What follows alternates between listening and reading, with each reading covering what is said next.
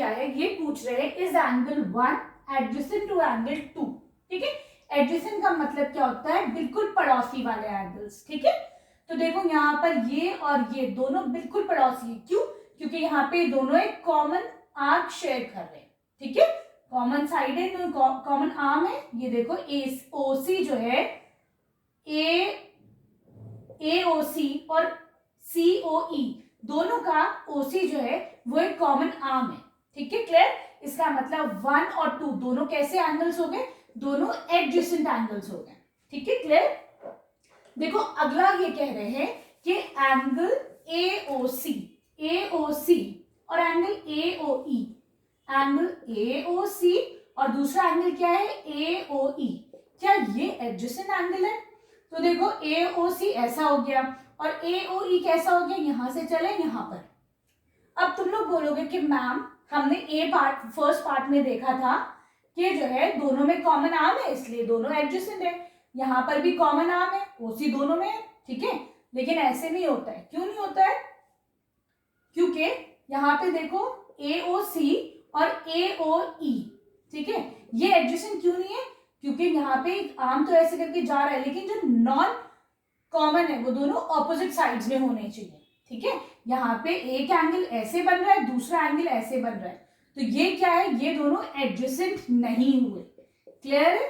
ठीक है, चलो अब हम देखते हैं इसका थर्ड पार्ट। ये कह रहे हैं इसमें कि angle do COE and EOD they form a linear pair.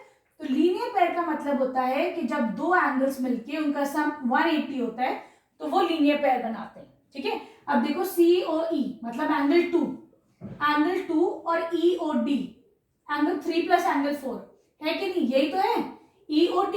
तो ये मिलके एक स्ट्रेट लाइन बन रही है, नहीं बन रही है? एंगल 2 ऐसे जा रहा है, तुम्हारा एंगल 3 ऐसे, 4 ऐसे, तो ये एक स्ट्रेट लाइन बन रही है। इसका मतलब yes they are forming a linear pair. ठीक है, तो इसका आंसर लिख दो यस। चलो अब हम चलते हैं इसके फोर्थ पार्ट पे।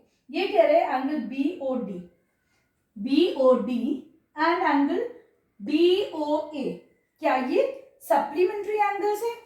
चलो देखते हैं सप्लीमेंट्री का मतलब क्या होता है, जिनका सम 180 होता है। जैसे लीनियर पेयर में 180 होता है, वैसे सप्लीमेंट्री में भी सम 180 होता है। तो देखो BOD और DOA, ये ऐसे करके एक लाइन हो जाएगी ना स्ट्रेट, BOD ऐसे और DOA ये ऐसे, तो दोनों का सम 180 स्ट्रेट लाइन पे है। इसका मतलब दोनों का सम कितना है, 180। तो हाँ, इन एंगल्स को क्या बोलते हैं हम, सप्लीमेंट्री एंगल। ठीक है, एक चीज और यहाँ पे देख लेते हैं, अगर एंगल्स का सम 90 होता है तो उन एंगल्स को क्या कहा जाता है, कॉम्प्लीमेंट्री एंगल। याद रहेगा? ठीक है, चलो अब ये कह रहे हैं कि एंगल 1 एंगल 4 का वर्टिकली ऑपोजिट एंगल है। चलो let's see vertically opposite angle कैसे होते हैं, दो ऐसे करके तुम्हारी आर्म से, एक ये वाला एंगल एक ये वाला एंगल। ठीक है, एंगल 1 एंगल 4 आपस में वर्टिकली ऑपोजिट। ठीक है, क्लियर? एंगल 3 एंगल 6 ये दोनों आपस में वर्टिकली ऑपोजिट एंगल। क्लियर? आगे समझ में? चलो अब ये कह रहे हैं what is vertically opposite angle to angle 5। Angle 5 का वर्टिकली ऑपोजिट एंगल कौन सा होगा?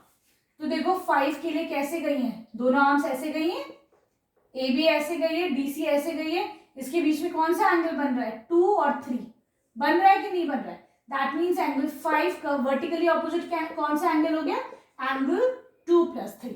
ठीक है, वीडियो पसंद आई तो चैनल को लाइक शेयर सब्सक्राइब करना। Thank you for watching brain of solutions.